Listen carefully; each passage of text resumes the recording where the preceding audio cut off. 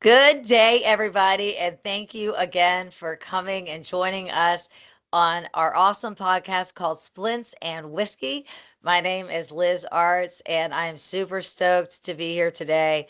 Super excited to introduce you guys to someone that I've been following for a long time, and I slide tackled him on LinkedIn because his content is so killer. His name is Mike Folley. I'm going to have Mike introduce himself to you because his background is so awesome. And if you don't follow him on LinkedIn, you should because the content he puts out, I'm telling you, it's inspiring, it's awesome, and after I read it, I feel like I either need to do some push-ups or some prayers or something and read a good book. So it's like this guy's the real deal, and he's got a background to back it up. So today we're gonna have a conversation after he introduces himself. Before we do, I want to thank our sponsors. Our sponsor is Life Autonomous Care Consultants, and it goes by LACC. And LACC sells gear to first responders, um, military medicine, mainly trauma training, trauma mannequins, IFACs. So anywhere from IFACs all the way up to VR, AR, and high fidelity trauma mannequins if you need them, and all the stuff in between. We sell the stuff that fits your requirements for TECC, ACLS, BLS, NTCCC 1 through 4. So basically, we sell your requirements. We know your requirements, and so if you want to find LACC, then you can find the whole family under www.thelizarts.com. That way, you can see our foundation.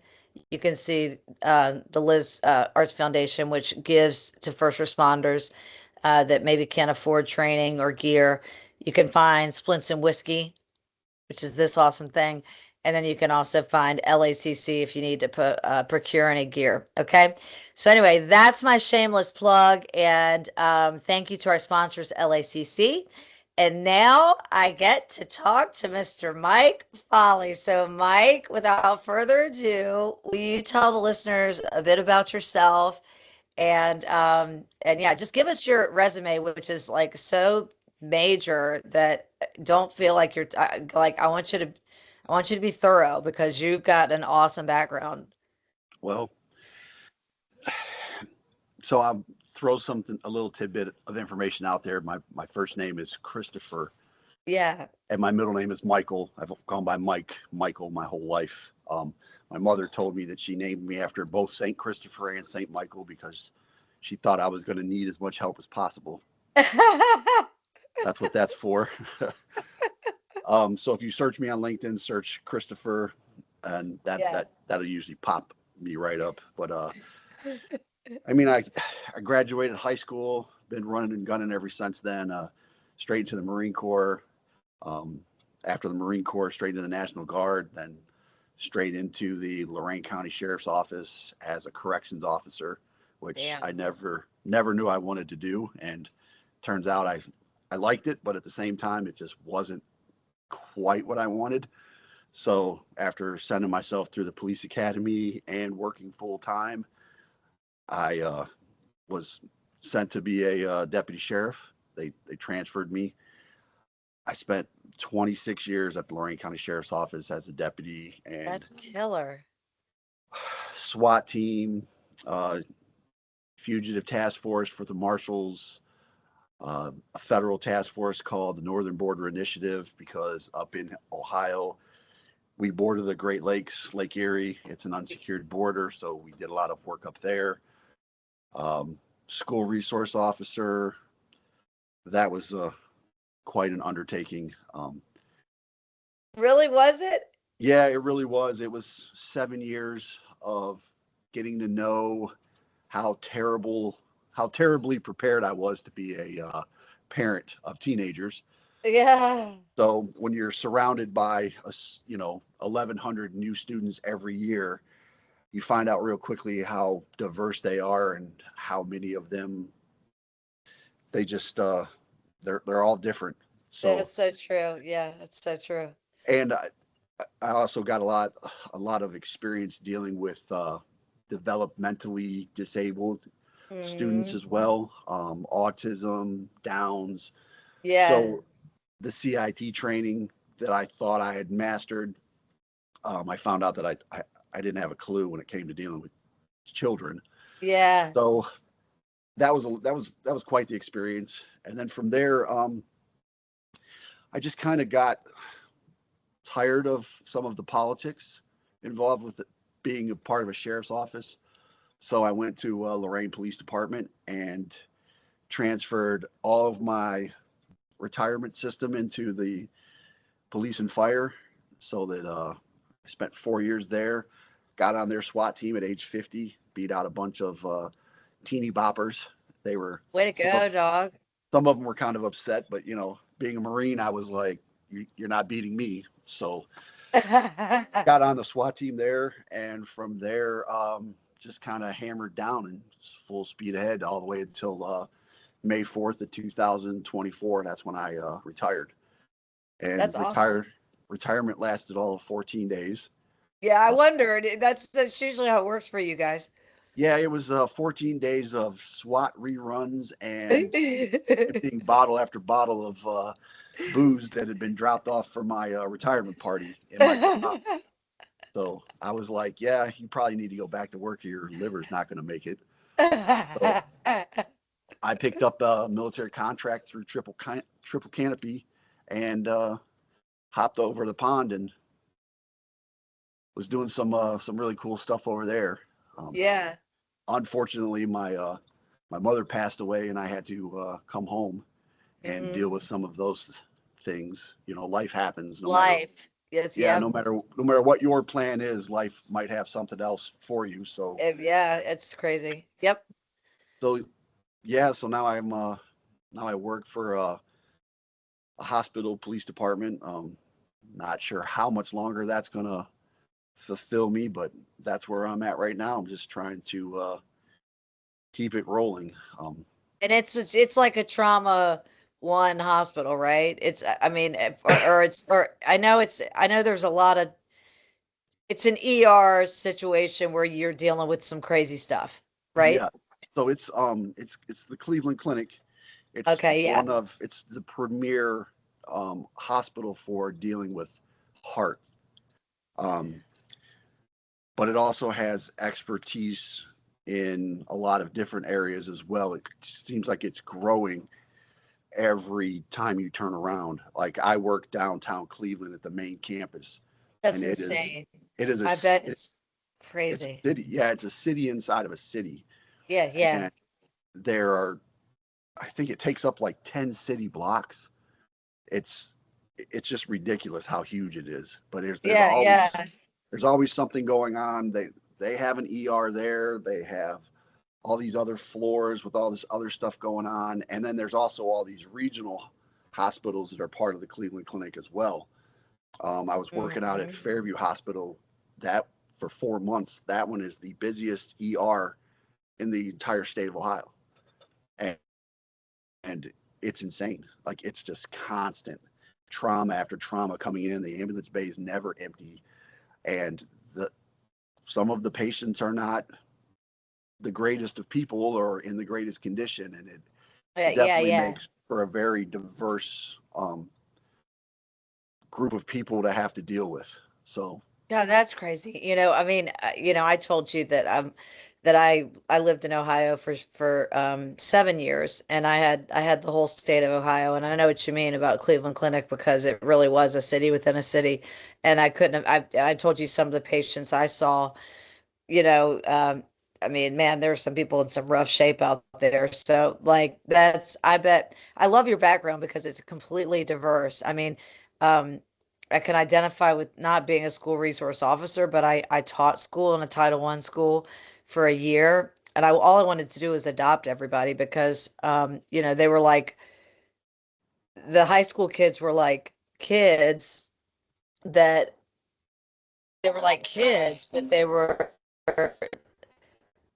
looked like adults, but they were kids. yes, And then the stuff that they were going through at home was crazy, and a lot of them, it was inner city, so they were like, I had kids in my class that were in opposing gangs and things like that, and so I mean, it was rough, it was rough, and I'd have like 13 and 14-year-old kids that would say like, Miss Liz, can you help me find a job? I need a job because we live in a hotel. And you're like, honey, you can't have a job yet. Like even though you're 6'4", you you're still a kid. Right. I mean, just stuff like that. It's crazy the stuff you see. Yeah, for me it was It's because crazy. it's a Lorain County Joint Vocational School is what it is. It's for high school kids. It's usually the 90% of them are juniors and seniors learning a trade, getting an idea of what they want to do when they get older. So they're all at the upper end, like getting ready to turn into adults. Some of them Yeah. are already adults. And it was pretty crazy sometimes because, like you said, you're looking at a grown up, but you have to remember that they're not a grown up. So dealing with Yeah. them Yeah. sometimes was complicated. Yeah. Yeah, that's just so true. And then you yourself, you have kids, and is one of your daughters in enforcement? So my daughter, she she was a an auxiliary for the city of Lorain while I was a police officer for the city of Lorain. That's So cool. we got to do a couple events together, and the guys that I'm close with, they all were like, "Hey, little Folly, come here," like protecting her and stuff, and she Yeah, always loved yeah. that part. But she's going to college. She's got bigger plans. She talks about going into psychology and stuff. So, which I Uh, told her is just it's only going to help her, regardless of even if she doesn't become a psychiatrist or a psychologist, just the background in psychology will help her with everything anyway. So oh, that is so true. I That's so definitely true. that. Yeah. Yeah, I just hired a VP of operations for me because, and I call her my boss because I mean I suck at everything on the computer. Like I'm like, get me out in the field, please, and I don't show me an Excel spreadsheet ever again. And she's been doing it for 30 years. Well, I heard her talking to her husband about something over this last trip that we were on. And then I watched her read people at this show that we were just at, and she could immediately could read people. And I said, God, I said, you've been in like accounting and operations. And she goes, Liz, I was a psychology major. She said, she said, you take that with you wherever you go. So I mean, she's been 30 years in like in procurement and you know, operations and chemicals and now medical simulation. And she's still like, yeah, that psychology will take you with you wherever you go. I Yeah. mean, it's Psychology. That true. was. I don't have a college degree, but I did take some psychology courses because I Hmm. knew how important that was going to be. I went to so every year SWAT up here in this area is OTOA, Ohio Tactical Officers Association. Yeah, I've You seen know, that. there's TOAs all over the place. Yeah. It's all kind of under the umbrella of National Tactical Officers Associations. But go to this conference at Kalahari, and Uh-huh. they tell you that you got to sign up for the classes as soon as they hit because the really good ones go really quick. So I signed up for my breaching class because now I'm going to go do some advanced breaching with the FBI SWAT team, and then I signed up for a couple other little ones, and then I signed up for this one. It was called Tactical Communications, and I'm Ooh. thinking, yeah, same reaction. I'm thinking, all right, I'm going to get to check out some new cool gear, all this stuff. I go there, I get there, and we're going into a classroom, and I'm like, all right, this is kind of weird, but whatever. Maybe they're going to take us somewhere else afterwards to use the cool comms, whatever. I get Yeah. there, it's a classroom, and everybody's sitting down and stuff. And this one instructor, he was from Toledo Police Department, and his name's Angel Tucker. He's teaching this class on how to communicate and pick up on indicators based off of how people act so that you could better communicate with them. Hmm. Tactical communications. Yeah. Completely unexpected. I thought I was gonna like walk out after I found out what it was. As soon as I Yeah. was like, I'm thinking first break, I'm out of here. I'm gonna go home. I'm gonna think of all this different stuff I'm gonna do. But then when he came in and introduced himself, and started talking about what he was getting ready to teach. It kind of piqued my interest a little bit. So I stuck around. Turned out to be one of the best classes I think I've ever been a part of. I And bet. it was really, really informative. But Yeah. come to find out, I had been doing exactly what he was teaching this entire time just by learning. You know, people would come out, the first thing they want to do is, well, listen, I saw your boss last week. We were eating dinner together, and the name drop person. Yeah, yeah, You know yeah. how to handle them and Yeah. appease them, and then you have the other people that want to show you how they've successful they are and influential Right. they are, and it's just a way to you when you see where somebody's coming from, it makes it easier to deal with them. So Yeah, I love that. There's the best sales course I ever took, and I remember being annoyed. It's almost like this. I was annoyed. I had to like read a C, watch a. This was when CDs or DVDs. They sent us a DVD. I had to watch this DVD, read this book before I went to pharmaceutical training because I did pharmaceuticals before I did medical simulation and tactical gear sales for like 17 years.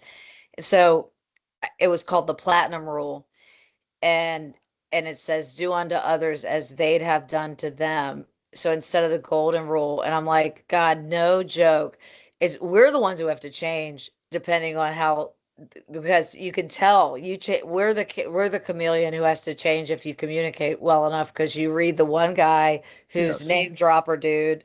I saw a bunch of those guys last week at this conference. That I'm like, gotcha covered, don't need your resume, don't need it. Thank you so much. But those people, and then you've got the people that are super analytical. So then you've got to change your way, and then you've got your sports person, and then you go, it's like how we have to change and compare if you want to communicate correctly. And I'm right. sure that's got to be how you are in the field. Okay, let's talk about communication. This is crazy. So, because I've got two things going on in my head at the same time. So, we talked about psychology, and then we're talking about community tactical communications, and I look at your background, which I love because it's so extensive. It's like every age group plus Marine. So you've got DOD, you've got sheriff department, school resource officer, and then this whole hospital thing is awesome. But then and then police department, SWAT team. So you've got the whole spectrum basically of who, and fire. So so who listens to our listeners, what they listen to. And so tell me about your thoughts, because this is a lot of what I see in the content that I enjoy so much that you put out. Tell me about your thoughts on like the psychology of um, brotherhood.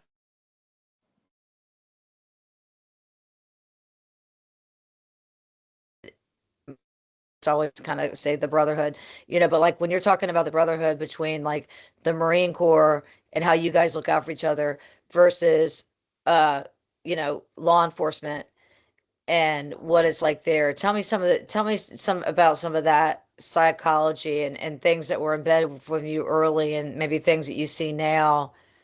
How is So that? so when I joined the Marine Corps, you're taught God, country, core.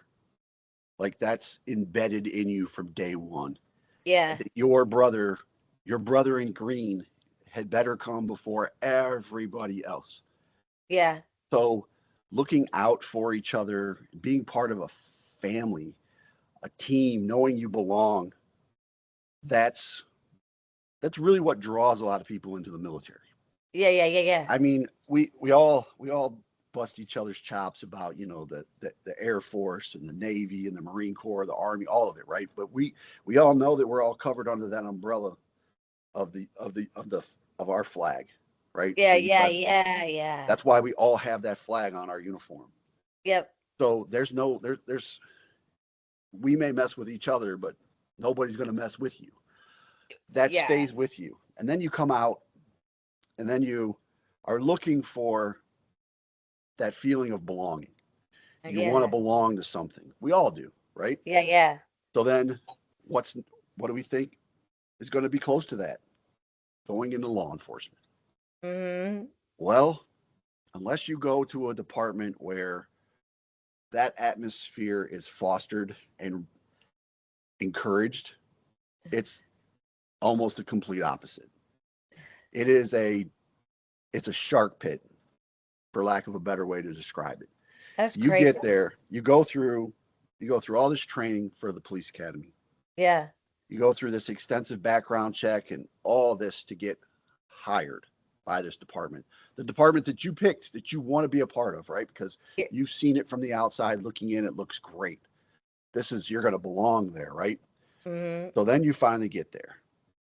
And then all of a sudden, they decide that they're going to treat you like you did something wrong because you're there. Yeah. And it really mentally it kind of messes with you a little bit because you're like, wait a minute, where's this thin blue line? Where's this brotherhood? Where's all this? Where, why is this guy mad at me, or why is this guy trying to tell me how tough he is? And this constant, you know, male member measuring contest all the time, Yeah. Yeah. and it really makes it. You're like, whoa, I don't know if I want to be around this kind of stuff. Yeah. You're like competing with each other, but sort of. Or I mean, Yeah, you're because not, but it's happened. That's the atmosphere. It's weird. right, because now all of a sudden you're not just somebody who wants to work there. Now you're somebody who does work there. Now Hmm. you're a threat to what they want. And I posted about this before. I talked about how management, command staff, they'll dangle those carrots, right? Hmm. Everybody thinks they want to be a SWAT guy, right? Yeah, that's true. Everybody. Yeah. Oh, I want to do SWAT. I want to do canine. I want to do detective. Well, my opinion on that is okay. You want to do it? Here you go. Find out how quickly they really don't want to do it, Right. because if you give somebody an opportunity to try something out, and it's up to them whether or not they're going to succeed or fail.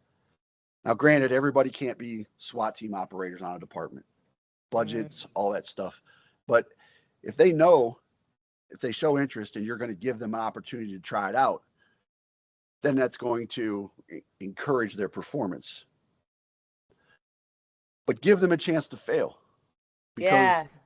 you may want to be a SWAT operator until it's 95 degrees outside and you're in full kit and you're at the range and you're doing all these running and shooting drills and losing more sweat than you thought your body could even hold, or you're going into an abandoned house and testing out how well your gas masks work and the ability to get Yeah. through a smoke filled basement with zero visibility, and you're trying to not have a panic attack because you're not claustrophobic, but holy fuck, that's really bad. Yeah, exactly. So there's a wide variety of things that could make you realize really quickly that, hmm, maybe I don't want to do this, Yeah, yeah. rather than constantly dangling that that fruit in front of somebody, or telling them this was always the worst for me. This was just,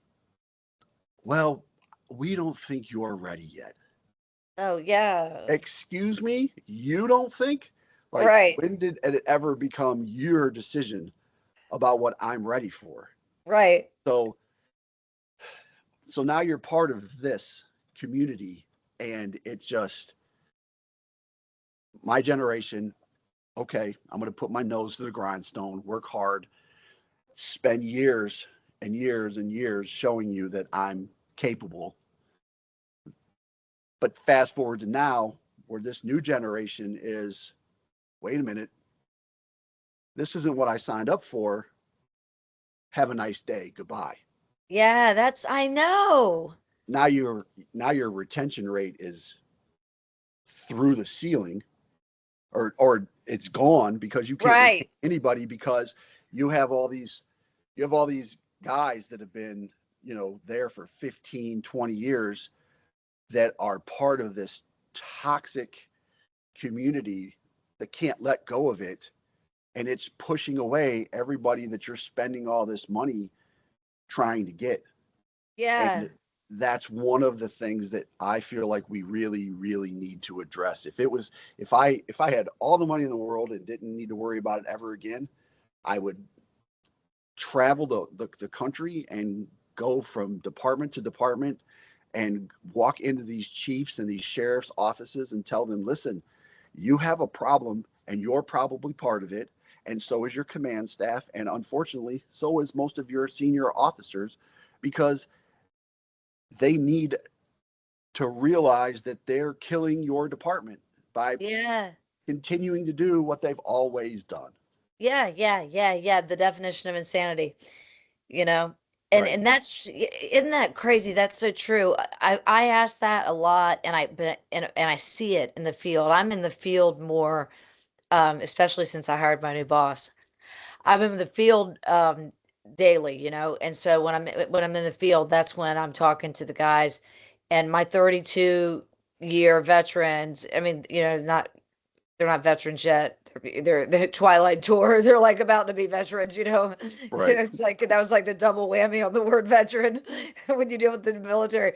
But like the older guys, the people, the career, more tenured guys that are like you. I say to them, how has your leadership changed with this new generation of people? Because even I look as a president of a company, when I'm looking at people's resumes, I used to be trained to look at consistency, years of them being you'd want to see like 7+ years at a former company at least if they were coming to a new company. And then it was still like a red flag, like, why are you leaving? Why aren't you staying with your company? Because there was loyalty, right? Well, you wanted to know exactly why. There had to be a reason, like, my husband's moving, and well, so, I mean, it's like it needed to be something like, I have to leave. Now, when I look at resumes, it's like 2 years, 2 years, 2 years, 2 years. I mean, it's just people are, we have a different generation of people that are, they're like, there's other things better out there. Bye. Right. So we have to change, as our generation has to change to cater to this generation if we want to keep them and build that loyalty. And I don't know how you do it, but you almost sound to me, the entrepreneur in me is like going like, you should do one of those things, like like those reality shows where like Robert Irvine goes in and fixes the kitchen. Yeah. Like, yeah, you should do that. You might want to do that. Go in and like fix the force. So Folly's force fixing. I've been I've been roped into being a field training officer. Literally, when I tell you my entire career, Yeah. I mean my entire career. When I started the sheriff's office as a corrections officer, they had just passed a resolution or something to get money to build a new jail. So we were now tripling the size of the county jail. Yeah. I had been there 6 months, and we started doing a massive hiring. So just by the fact that I had been there for 6 months, guess what? You're going to start training people. Yeah. So I started training people, and it just kind of continued that way all the way through my career. I've been to 2 FTO schools. I'm pretty good at training people, Yeah. and it's not because I want to train people, because I don't necessarily want somebody attached to my hip my entire shift. But I came to the realization one time that, listen, if it's going sideways and I need you to show up, I want to know that we're going to go home. I want to know that you have the skills to make sure that we're going to be safe and be able to get through this. We can Yeah. Yeah. fumble Yeah. we can fumble through anything, and as long as everybody goes home, then we can figure the rest out later. Yeah. Exactly. So what's the one way that we know that I know that you're going to know what you need to know is if I show you. Yeah. Exactly. So unlike everybody else, when you walk through the door and they say, Folly, this is your trainee, the first thing I do is come here. That's and awesome. put my arm around you and pull you close to me, and I tell you a few things. Number one, what we talk about stays between us. That's killer. This is the truth. This is the trust Trust tree, building. man. Yeah. Yes. If I know I can trust you, then we can work through whatever. And then it's everybody's going to go home at the end of the day. No matter what, I'm going to make sure you're safe and we go home. Yeah. And I always finish it with this: ask the stupid questions. I don't care how stupid you think it is, ask me. I don't care if it's, hey, I don't know if these are the right boots to wear. Yeah. Yeah. It's like, please ask. Ask. I will Yeah. give you every ounce of knowledge that I've accumulated. Use it, because Mhm. who wants to who wants to just let it get wasted? Yeah, exactly. So that approach that I took built long-lasting relationships that I still have with rookies to this day. Mm. And I never refer to you as a rookie, a boot, or any of that stuff until after you've made it. And Yeah. then it's you're my rookie for Yeah. You're life. my rookie. Yep. Yeah. Yeah. But it's never like I never used it as a derogatory term. I remember one time we were working midnight shift, and one of the senior deputies had a guy with him. We would all meet same time. The one restaurant that was open 24 hours a day, Country Kitchen.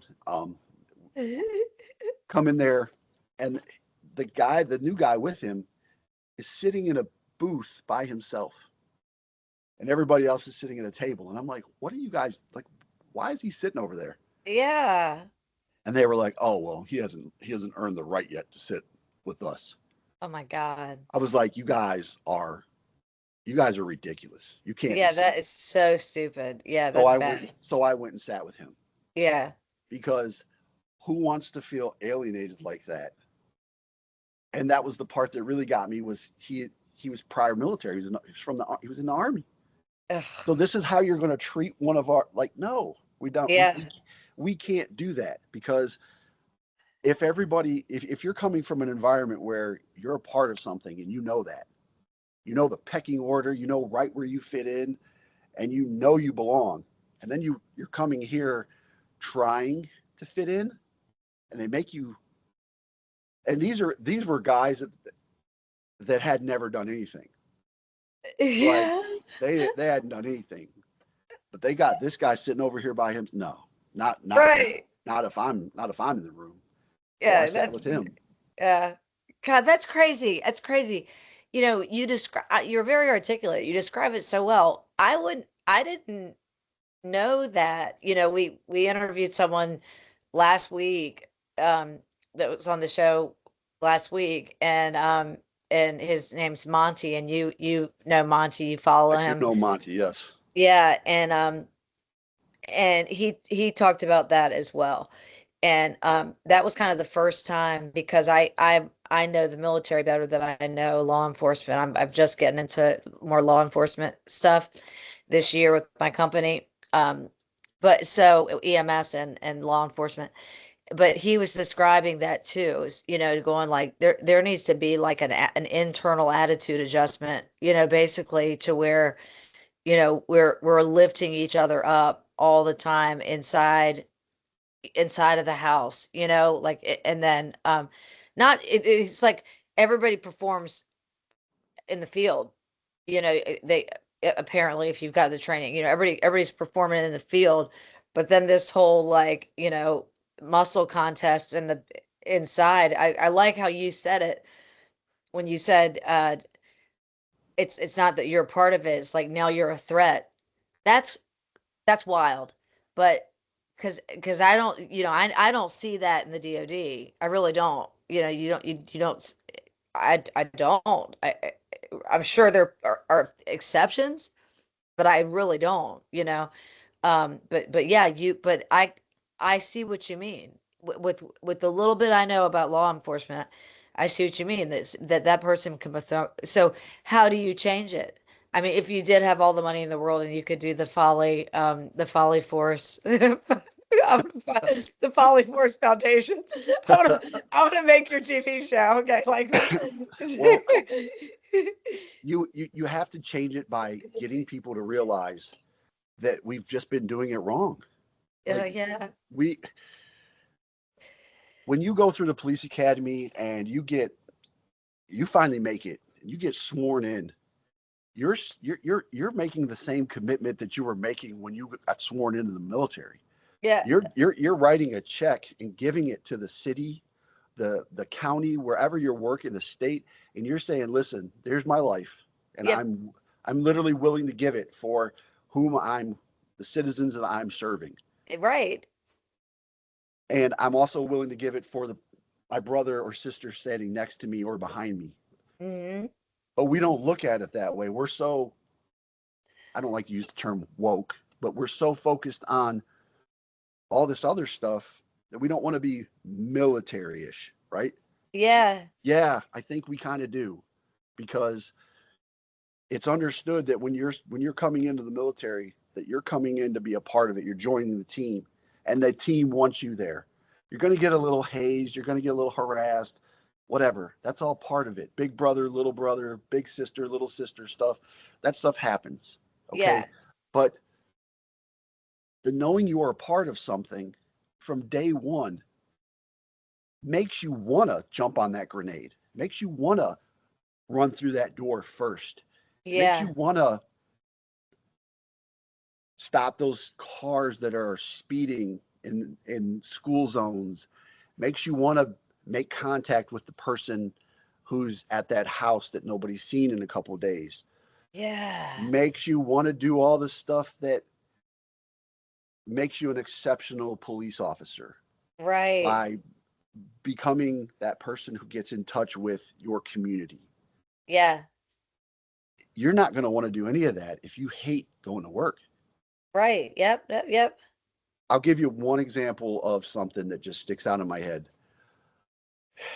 In, I think it was like 2000, the entire state was like, listen, we no longer want to use codes and signals. Everybody's got 10 codes, military codes, county sheriff codes, signals. It's confusing. It makes it difficult. Interagency communication on Right. complicated scenes, all this stuff, right? OPOTA, Ohio Peace Officer Training Academy, says we don't want we want to move away from this. Everybody's starting to get this is the age of MDTs are starting to roll out. People have the ability to message each other back and forth. Hmm. Everybody's got a cell phone. Right. Yep. Yep. Everybody can call into dispatch, all this, right? So we're like, all right, so no more.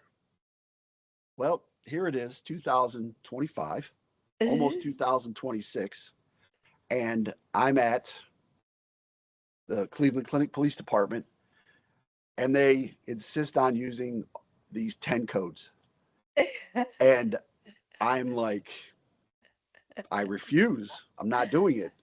And Yeah. the dispatchers, I know it drives them crazy. They're we're supposed to use like 1076 means there's a helicopter coming in. Uh, There's a bird on the pad. Like right. Yeah. I Yeah. don't that's Exactly. what I'm not saying hey, there's a 1076 like no because if I'm training somebody the last thing I want them to worry about while we're dealing with something and things are starting to amp up is whether or not they have the right 10 code. Right. Yeah. Exactly. And Exactly. that's and it's Lorain Police Department, they still use them. Yeah. Lorain County Sheriff's Office, they still use them. And it's like, guys, 25 years ago, we were told to stop. Yeah. Yeah. Yeah. Just be So, coachable, people. yeah. So I get like, that's how difficult it is. The mindset, we've always done it this way. We don't care what they say. Well, you care what they say when it's a legal update Yeah. or the law changes, but you don't care to change this when it's going to make things easier for our new people coming in to be able to communicate. One less thing to stress about as opposed to, well, I had to do it. They got to do it too. Yeah. Yeah, you had to do it. Sorry, caveman. But, you know, Yeah. Yeah. we have toilet Exactly. paper now. So Right. let's Right. move on. Yeah, let's use it. Yeah, but it's It's this so true. wanting to. I when I started my job, when I came over from pharmaceuticals, and I sold to some military hospitals, but mainly it was but in a major military community. So I knew hospitals don't, I'm killer in a hospital, but I remember having to have an acronym, fucking acronym worksheet that I Oh still yeah, to this day have to give to my new people. And I'm like, this is, I mean, because it's like you're not even talking in sentences. I mean, the stuff that you say, people don't even know what, you're describing, and everything is an acronym. It's yeah. not a code, but the acronyms, and you're like, and I feel so bad, but I remember writing them down, like what, and God, thank you, God. In the beginning of my career, I had a Foley when I was a rookie. I had this guy that was a retired Master Chief, and he said he just liked to go around and tell sea stories, but really he just kicked down doors and introduced me to everybody, right?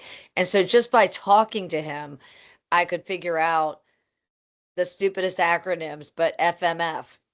I mean, I didn't know Fleet Marine Force, like I didn't know what that meant. I mean, or it could be just a little thing. I mean, sometimes it was SOP, like standard operating procedure. I mean, regular people don't talk like this all the time, and Right. now my family laughs at me because now if they send me a text, I'm a civilian, but they send me a text and I write copy, or something like or RGR for Roger, and Right. they're like, they're like, okay, Lieutenant Dan, and I can't help it because it's just now I do it because I'm used to it. But it is crazy. Yeah, we could lay off the codes a little bit. Yeah, it's just If one. someone gives you a directive, take it. It's just one example of how they've got like a bear hug on these old ways of doing things, and it's like, listen, like first of all, anytime you're in a room full of cops, they're gonna be complaining. They're gonna be complaining about everything that they want to change. But then you really want to see some complaining? Change something. Yeah, Oh yeah, my goodness, it's like the end of the world. You want change, you want things to progress. You didn't like that, so now we give you this. It's even worse. So, yeah.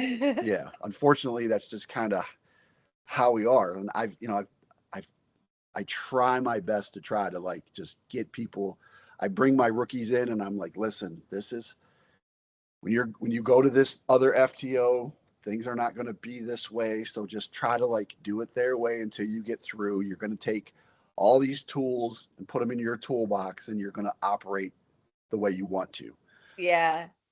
But if later on down the road, if you decide to be an FTO, just remember the lessons that I've taught you and how to treat people, how to make them feel like they're a part of things. And it seems like it works. I Mhm. get people, I run into guys that I've, you know, had trained before and stuff all the time, and they're all like, man, like, I really remember what you taught me, and I'm trying to do that now and stuff. So I'm hoping that that it makes a difference, but it Yeah. needs to be on a larger scale. Like we've just got to do better.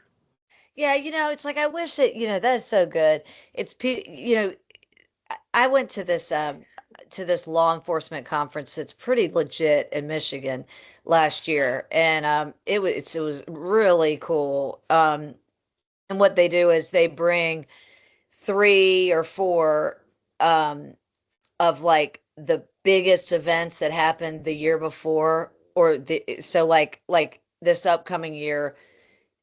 See, they can't do it because it's in trial now. So it depends on when they're allowed to show the story, right? But like I'll give you, so last year um they had the whole entire family, dispatch, fire, SWAT, and law enforcement, police officers. They have each person come and talk. They do like a 3,000 person AAR. How vulnerable does that department have to be, to do it? And like one of them was the school shooting of the girl, where the girl was wearing the Columbine shirt, and that was such the big deal because it was a female, that was a huge deal. And so, and then another one was like from a couple of years ago, and it was a huge, big story that all of us remembered. I can't think of it this second, so that's funny because that was an oxymoron that we all remembered it, and I don't remember it right now. But it was something major. But they were finally, it was out of court. Like finally, they could come and do the AAR. So like for example, like they'll do the executive protection one for what this for the New York Luigi Mangione situation or something at some point. I'm sure that they'll all break that down at some point, but they take these nationwide large cases and they bring in dispatch goes first, they say what they're doing, then they switch it over to, okay, and then who arrived on scene first, what happened there, and then they go through theirs and they talk about it, and they talk about what do we do right, what do we do wrong, and then the whole room is all law enforcement and firefighters. It's a mix of everybody, chiefs, whatever captains, chiefs, whatever you call them, and they're all in there, and it's like so thought provoking. And that is like, I wish we had more of those because that's just in one state. I mean, people come from all over, but in there, it would be really, really cool to have some sort of a course like what you're describing of how can we evolve? I mean, how can we evolve our culture? How can we change our culture? Because it is different now, you know? Yes. And it's not one thing I like about the from firefighters, I hear this a lot, and then up from military, I hear this a lot. They're like, we change, the leaders change, the people don't. We have to change. They say that. I hear that, but what I've heard lately from law enforcement's like they need to change, and they're not going to. Yes. They They're a different generation. Our world is different now. These were COVID survivors. Like some of them didn't go to high school for 3 years. I mean, they weren't socialized. I mean, it's just there's this entitlement thing that people have. There's everything is Uber at your fingertips. right. Things are So different. they're not going to Period. change. Yeah, Right. Things are different. With you're either going to change or you're going to get left behind. yeah, And yeah. law enforcement cannot get left behind. Like Ever. they don't understand it. We can't be behind the curve. Like we're supposed to be on the cusp of everything. We I talked to a few people about coming on and talking with you, and everybody was like, well, make sure you write some stuff down and take some notes and of what you're going to talk about. And I'm like, why would I ever do that? Yeah, And they're like, well, what do you mean? And I go, listen, I'm a police officer. I get dropped into situations all the time. My dispatcher might not have got everything that I needed or gotten a completely different story. It all changes the moment I get on scene and walk through the door. yeah.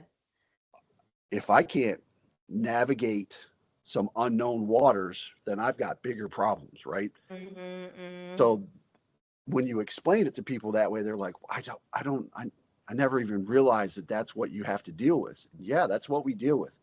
This Yeah. is more of the same.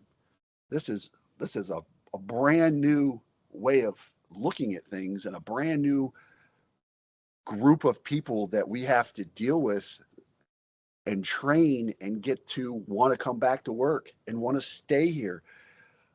Thousands upon thousands of dollars from budgets are being wasted on hiring, training, outfitting, getting these new people here for them to be here for a year, 2 years, and then going, listen, you guys are nuts. I'm out. And when they go out, do you think they go out? Are they going out to another station, another place, city or county, hoping that Yes. that's better, or are Yes. they going out and saying, "F it, I want to," like something maybe like going out and going, "Nah, I'm gonna be an EMT," or something. I You guess it's either have or, probably. you have one of two things. You have the ones that have networked and made friends with people and learned Yeah, more about what the yeah, culture's like over on that side of the county. yeah. that's where they're going to be with their friends where they feel like they belong. Or you have people, one kid I helped, he came to me. I was at the sheriff's office at the time. He was like, hey, he was like, he was a friend of my son's. He's like, I really want to be a police officer. Can you help me? I laid out the whole plan for him. He went National Guard, he went infantry, he he picked up a tour. He gathered all this experience so that when he came back and he had to take the test, got the extra credit, the military points, all that. So he was able to seamlessly it just all, everything worked out. He followed my plan perfectly, executed it perfectly, and he got on at a police department. Well, then he decided that he wanted to try going to a different police department, a bigger one, faster paced, everything. And I had told him before, I don't really think you're going to enjoy working there because I know the place. Yeah, you knew the culture. Yes. Well, he pulled the trigger on it and he was there 3 months. And he said, I should have listened. Yeah. He went back to doing what he was doing before this entire journey. He's still in the guard. He's still got, he's still doing all that stuff, but he's not sure he wants to ever be a police officer ever again Oh, that because sucks. they treated him, and he's a really good, solid kid. He's really smart. He's driven. He wants to feel like he's a part of something. And they just destroyed that. And it was Gosh. all based off of preconceived notions because he asked a couple questions. Wow, that's craziness. I Yeah, gotta tell you, as a civilian, and don't don't think this the wrong way. You have to understand that my territory is the globe. Okay. So I drive a lot. Okay. right, Before that, I was in pharmaceuticals and I was a manager and a regional director. So I had like 5 states and so I drove a lot. So I've dealt with a lot of police officers and I've taken a lot of driving courses because I'm always pulled over. And sometimes, one time I was pulled over in 2 different states in one day. I couldn't believe it. It was like I was going from Kentucky. I was on the double A highway, and I was going from Kentucky to West Virginia, right? From Cincy. And so, you know what I'm talking about? So I'm on that double A, and I got pulled over in Ohio and in Kentucky, and I'm like, shit, twice in one day. Because when you drive a company car and you're on the double A, it's like there's no traffic, and I'm just trying to get to West Virginia, right, for my territory, like whatever. So that day, it's crazy. But there have been times when I've been pulled over and I can tell you, and then I've had several car accidents that I've told you about since I've been in this job because I drive around with these medical mannequins in the car, and so I've got to like do long road trips, and I just had some weird things happen. So it's like I've dealt a lot with police officers. So anyway, as a civilian, I mean, I'm not like I don't have any felonies or anything, but I mean, thank God. But I certainly had. I don't think my driving record's too hot. But anyway, but I've taken the classes, so I have the points, so I'm better. So don't worry, I'm still, a good. I'm okay now. I don't follow too close or anything, but anyway, it's usually speeding. So anyway, so you can tell who's miserable and who's not miserable by just by the when you interact as a civilian with a police officer. You can tell no matter where you are, you can tell who's miserable, who's not miserable, who's part of the brotherhood, who's a lifer, you know, you can tell. It's like and that matters to the public too. We have a lot of lay listeners. That matters to the public too, right? Because um I don't want to think cops are assholes, right? right, We should not think that. You know, and that's one thing that Monty and I talked about is that cops get such a bad rap, because there are the people out there that maybe it's because inside they're not feeling the love, like what we're talking about. The culture's jacked inside the house or whatever, and then they're just not happy at work, right? right, And so then they come out and they're treating us. The best communicators I ever deal with are the ones like you're saying, you're good at your job. So you have to know how to communicate. So you have to know that dispatch might not have the whole story. Then you have to be able to interview, if you're a medic, the patient, if you're a cop, the victim, or whoever, whatever's going on, right? You have to be able to know how to interview them. You've got to be able to change things on the fly. You have to change your personality depending on what's going on with them. You've got to de-escalate the situation. All of these things. I mean, that's one thing I learned when I started the podcast. I thought, holy God, when I talk to these guys on the phone, it's like we're just like F bombing it and joking around and being whatever. But then when we have a real conversation, I realize, wow, you guys can really communicate. And it's because you have to wear so many hats. You Yeah. have to, It's, yeah, I got into it one time with one of the lieutenants about them constantly allowing the bad treatment of the newer people when I'm trying to take them out and get them to remember every time they get out of that car, somebody just called 911. yeah, They're having the worst possible day, trauma, crisis, whatever's going on. They called 911. I mean, yeah, think about that. Think right. about the times in your life when you've ever needed to call 911. Yeah, it's rare to call 911. Right, Yeah, because it's an emergency. Shit's yeah, going right. sideways. We need help. We called the police to come help us. And to get my trainee to realize that now you're about to go deal with somebody who needs you. We don't know what's behind that door, but I need you to be focused on that, and I need you to deal with them based off the fact that they just called 911 for an emergency in their life. Yeah, right, right, right, right. How am I supposed to do that if you've got and you're allowing somebody who's been here for 10, 15 years to constantly be an asshole to this guy and Right. constantly be criticizing him and playing the kickback game with these stupid reports that that's a whole nother podcast That's a panel. Let's because get a panel of that. the Yeah. reports the report system is you want to talk about something that needs a major overhaul on top of how we train and treat new people is the report system. I get dispatched, they generate a call on a computer. They've got all this information already in there. And then I have the ability to enter information in there. And I do that. And then when I clear the call, I put additional notes in there for the disposition and what happened. Now they want me to do another report.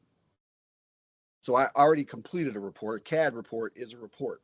So now they Yeah. want me to pull a report number off of there and then generate another report and take all that information that's right there. Now I got to put it in over here. That's crazy. And then they want me to fill out all these individual modules. And then when I type out my narrative, put all the same information in my narrative that's already Right. in there Yeah, because exactly. it makes it easier for the detective. What?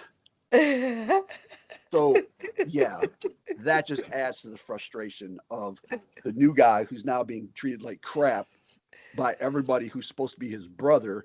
Right. It just the whole thing needs to be overhauled. Right, right, It, right, right. yeah, like do us a favor and make it a little less complicated. Because how many different ways do you need the story told of what happened? Right, Especially with right. especially with the age of body cameras, all this other stuff. Yeah, that's so true. That's so true. That's so true. I'm just laughing about that because I briefly sold real estate with my mom for like a second, and it was the only industry where like you had this this was like your contract for your house, and I Yeah, just didn't understand it because all of us had computers and people are buying off of Zillow and all of this different stuff, and but yet it was like, and it was, everything was the same question and the same thing over and over again, and it was like 400 pieces of paper. I mean, it was like a copy machine's nightmare. I mean, I never understood it, right. I never, and you're so right about the body cams. I mean, shit, you don't really need to do it if you can type in as you go, and then you're repeating the same thing, and now you're making 3 or 4 reports of the same thing. I don't know. It's just that was hilarious to me. Okay, that was hilarious. Okay, we're coming up on time, and I'm in love with this conversation. I think that we need to get a panel together of like um the the um the Avengers of the Avengers of law enforcement change, right? Like and get Yes. you all together, okay? Like because I'm loving learning about this topic. It's so good. Okay, so I guess I'm gonna say what I love to have someone do is at the end of it leave leave us with a thought like and so but I'm gonna ask yours to be something specific. So yours would be um for a rookie, and I know you wouldn't call him a rookie, but for and once until you trained him, but for someone who's coming in and they come into the house and they've got that um what'd you call them? Then they've got caveman, dudes in there, right? But you know that they want it. What do you say to that guy? Right? Because we've got young guys listening. You know what I mean? They listen and look up to you, right? And so what do you say to that guy? Because I've interviewed those guys, by the way, and they've left already. They've gone into security or Yeah. executive protection or something like that, right? Because they're like, oh well, shit, I'm over these assholes, and so they've gone over to do like hotel security or executive protection or something else. They've left the department because, um, they might be 31, 26 to 31 years old, treated like shit, but their whole life they wanted to be a cop. What do you say to that guy? I say to that guy that you've got to remember that nothing's going to change if you're not willing to be a part of it. Nice. So you have to be there. You have to be vested in it. And you have to be the change that you want to see everybody else do. Yeah. Yeah. Those dinosaurs and cavemen are going to eventually go the way of the dinosaurs and the cavemen and into extinction. Mm, But it's going to take people, new people, forward thinking people to make that happen. yeah. And without you there, you're going to miss out. You're going to miss out on all of it. You're not going to be able to help all the people that you wanted to help. And also, you've got to be stronger than that. Like you can't let this idiot keep you from doing what you've always wanted to do. Always wanted to do. Yeah, you just Yeah. can't. You can't. There's always going to be something that's going to be standing in your way and trying to keep you from getting done what you want to get done. You just have to overcome that. You have to Yeah. adapt and overcome. That's it. That's Yeah. all there is to it. God, I love it, man. I love it. I love you. I bet you're a really good dad too. I can tell you're a good dad. How many kids do you have? I have two. Yeah, yeah, I Yeah. bet you're a good dad. Um, okay, let me stick with me. I'm going to thank the listeners. That was awesome. Thank you so much. Okay, Thank you for having me. Liz. Oh my gosh, thank you for being here. I'm having you again. We're going to do a panel. I really want to do a panel because a law enforcement panel. This is killer. This was the content was so good. I'm so glad it was right after I just had that former one because it's like now it's like wow, this is a good theme we got working, and it's a nice time to do it because um, I almost feel like it's the time of year, holidays and stuff are the time of year where, and then December, how things slow down for everybody else but you. Um, then it's the time of year where people start going like, "Am I happy? What am I thankful for? Do I want to get out of this?" Like there, people are starting. It's like I don't know. It's like, what's my New Year's resolution? Oh, I want a new job, right? It's like so. This is a good time to for us to be talking about these sorts of things. So thank you so much for all of your insight and your experiences off the hook. Love it. So we're gonna get our Avengers together because I see the Avenger in the back. Okay, so team, everybody from Splints and Whiskies listeners, thank you so much for joining us again. And for Mike Folley, when you find him on LinkedIn, it's Christopher Folley. I remember when he called me the first time, and and it read Christopher, and then he said it was Mike, and I had no idea what to do with myself. So it was like caller ID, and then he left a message, and I'm like, I'm calling you Folly. I'm like, I don't even know what to say. Okay, who are you? So Saint Christopher and Saint Michael Foley is who you want to follow. Christopher Foley. He leaves so many good other things. He's always like working out and doing stuff, and telling you what to like, how to go out there and kill it every day. And you like, I start doing push-ups after I watch his shit. So I love it.